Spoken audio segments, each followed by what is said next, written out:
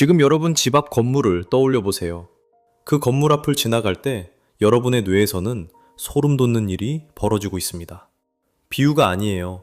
신경과학자가 보행자한테 센서를 붙이고 측정했더니 단조로운 건물 앞에서 뇌 각성도가 바닥을 찍었습니다. 쉽게 말하면요, 뇌가 볼 게 없다고 판단하고 절전 모드에 들어간 거예요. 근데 더 무서운 건 뇌만 꺼지는 게 아니라는 겁니다. 행동이 바뀌고, 감정이 바뀌고, 심지어 범죄율까지 올라갑니다. 이 영상에서 그 과정을 하나씩 벗겨볼 건데요. 시작은 100년 전 한 건축가의 선언이었습니다. 1896년 미국의 건축가 루이스 설리번이 한마디를 던집니다. 형태는 기능을 따른다. 건물은 예뻐야 하는 게 아니라 쓸모가 있어야 한다는 선언이었어요. 그리고 14년 뒤 1910년 비엔나, 아돌프 로스라는 건축가가 한술 더 뜹니다. 장식은 범죄다. 건물에 꽃무늬 넣고 기둥에 조각하는 건 미개한 짓이라는 거예요. 진보한 사회는 장식을 버려야 한다고. 이 강연은 3년 뒤 프랑스에서 출판되면서 유럽 전역을 뒤흔들었습니다. 이 두 마디가 세상을 바꿔버렸어요. 근데 그 전엔 어땠느냐? 그리스에서 시작해서 로마가 발전시킨 고전주의 건축, 이게 1500년 넘게 서양 건축의 기본이었거든요.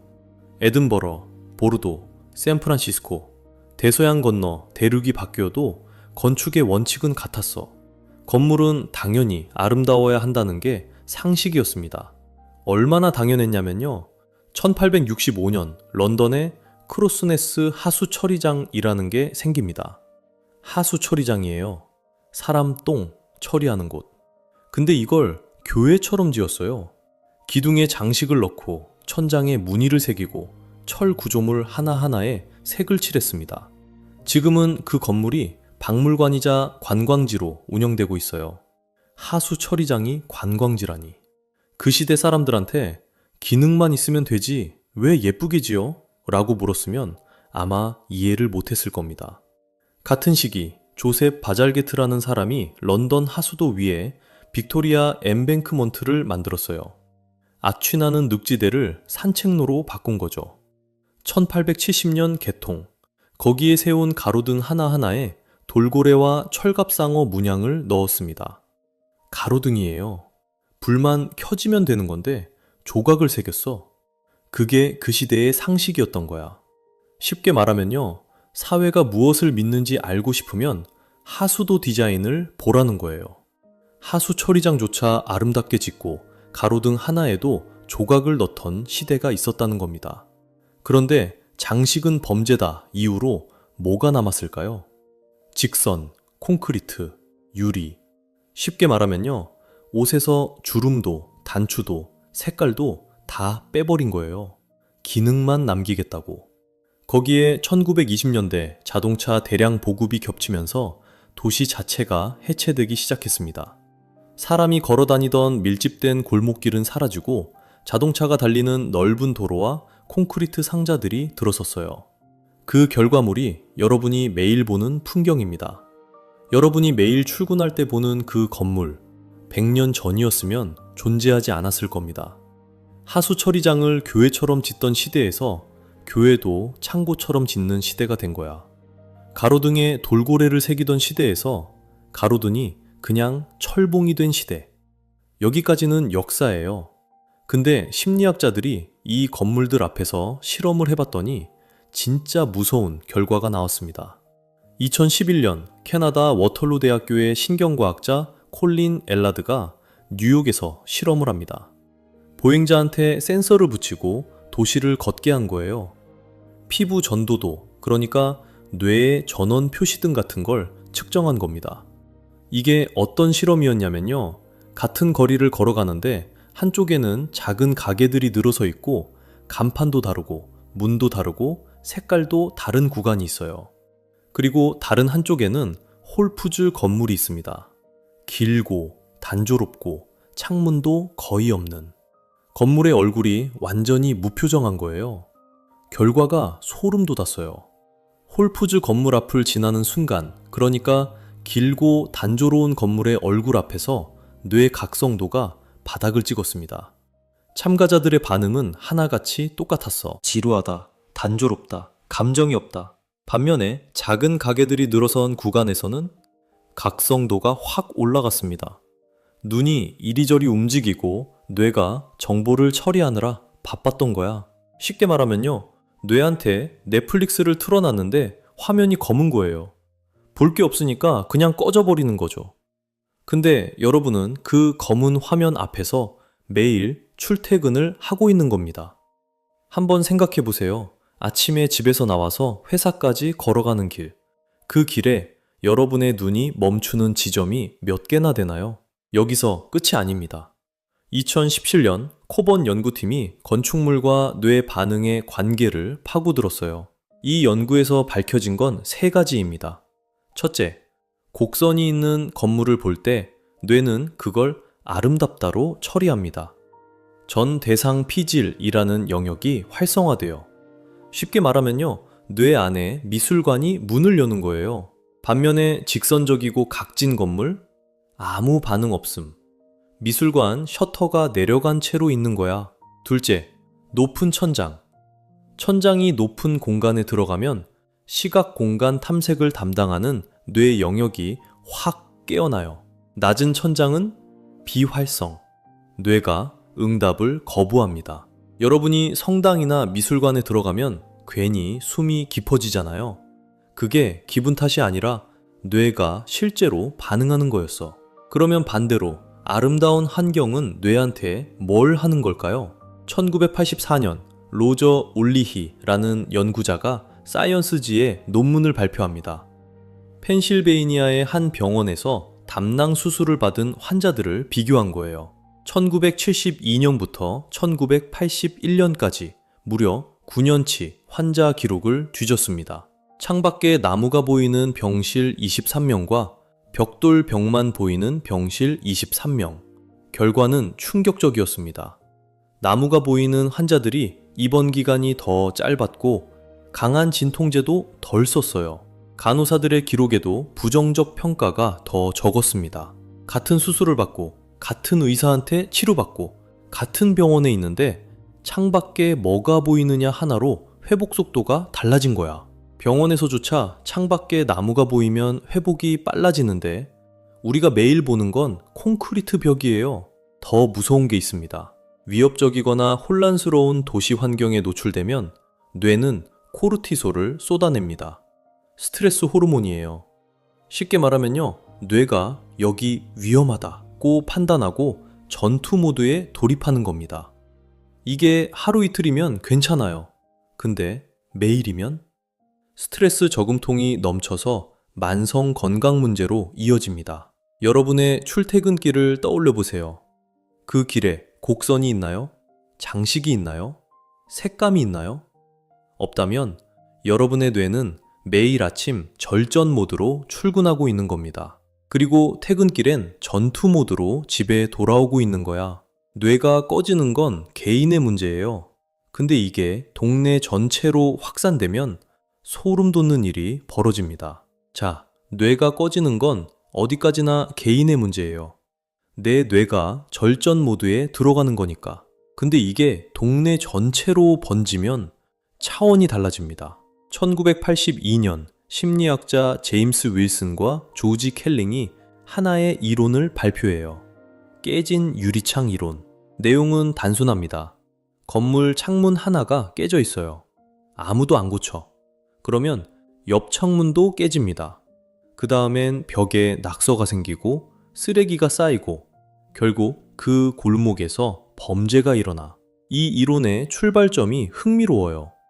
스탠퍼드의 필립 짐바르도가 먼저 실험을 했거든요. 차 한 대를 거리에 세워뒀는데 보닛을 열어두고 번호판을 떼어놓은 상태로 방치했어요.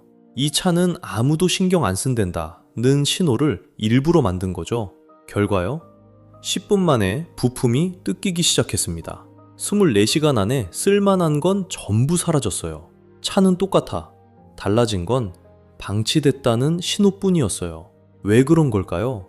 쉽게 말하면요, 환경은 무대 세트예요. 화려한 무대에 서면 배우도 달라지거든요. 대사 하나도 더 신경 쓰고 동작 하나도 더 정성을 들입니다. 근데 허름한 무대에 서면 아무리 좋은 배우도 대충 하게 돼. 건물이 그 무대 세트인 거예요. 여러분도 경험해 보셨을 겁니다. 깔끔한 카페에 들어가면 컵도 조심히 놓게 되잖아요. 테이블 위에 물 한 방울도 닿고 싶어져. 근데 이미 지저분한 푸드코트에서는 냅킨을 구겨서 그냥 놓고 나옵니다. 같은 사람인데 환경이 행동을 바꾸는 거예요. 심리학에서는 이걸 사회적 규범 신호라고 불러요. 환경이 사람한테 보내는 메시지. 깨진 창문, 벗겨진 페인트, 방치된 건물. 이게 전부 같은 메시지를 보냅니다. 여기는 아무도 신경 안 쓰는 곳이야. 그 신호를 받은 사람은요, 자기도 모르게 행동이 바뀌어요. 쓰레기를 함부로 버리고 목소리가 거칠어지고 주변을 경계하기 시작합니다. 같은 사람인데요, 파리골목에서는 천천히 걷고 주변을 둘러봐요. 근데 콘크리트 단지에서는 고개를 숙이고 빨리 지나갑니다. 환경이 달라진 것 뿐인데 사람이 바뀌는 거야. 이게 단순한 느낌이 아니라는 증거도 있어요. 2023년 영국에서 진행된 조사 결과가 있습니다. 응답자 4명 중 3명, 76%가 건물 외관이 자기 정신 건강에 영향을 미친다고 답했어요. 그리고 75%는 시각적으로 매력적인 건물 앞을 지나갈 때 기분이 좋아진다고 보고했습니다. 4명 중 3명이 건물 얼굴 하나에 감정이 흔들리는 겁니다. 여러분이 특정 골목을 지날 때 괜히 불안했던 적 있잖아요.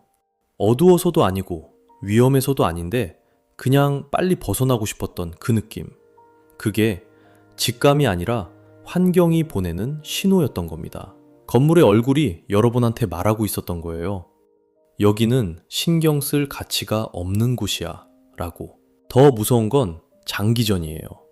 단조로운 환경에 오래 노출된 사람들에게선 정신건강 문제가 증가하고 약물 남용까지 올라간다는 연구 결과도 있습니다.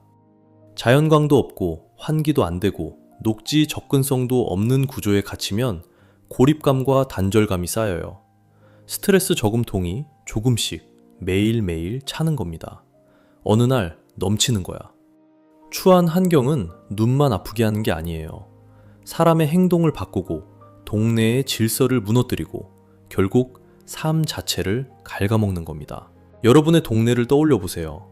그 건물들이 여러분한테 어떤 신호를 보내고 있나요? 여기까지 들으면 화가 나실 수 있어요. 근데 진짜 소름 돋는 건 우리 뇌가 왜 이런 반응을 하는지의 이유입니다. 자, 여기서 한 가지 의문이 생깁니다.